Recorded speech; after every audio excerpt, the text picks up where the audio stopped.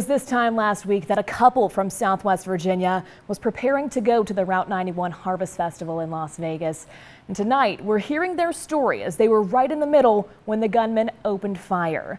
We're joined by WSLS 10's Rob Manch, who spoke with Travis Sizemore and Melissa Wall of Patrick County today. Rob, this must have been so frightening for them. Well, it really was, and tonight they're saying that they're lucky to be alive. But I first want to thank both of them for sharing their story of the most traumatic experience of their lives with me.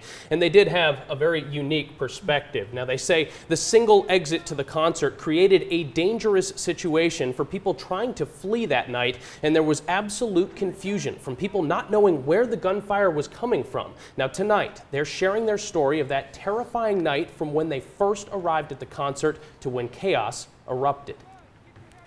These pictures of Travis Sizemore and Melissa Wall show how excited they were to be at the Harvest Festival last week, standing right outside the Mandalay Bay Hotel that only minutes later would become the gunman's shooting site. Nobody's in there thinking, hey, I'm getting ready to have to run for my life.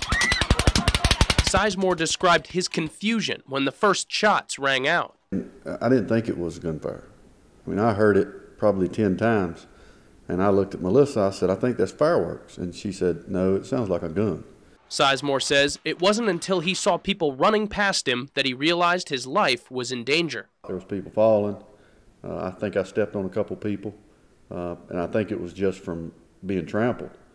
And we went in this one little small area of a fence that I think somebody had even tore down to escape.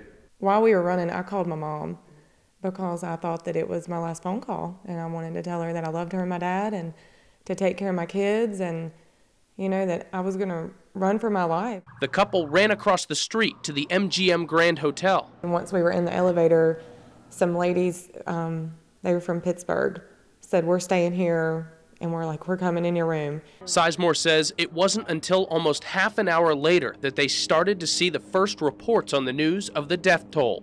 Today, the two still wear the bracelets they got from the concert that night. Sizemore says it's a reminder of the experience that changed his outlook forever. I'm not going to stop going to these venues, but when I do, I'm going to do a little bit of homework, where the exits are, where security is, and those types of things that could potentially help you survive.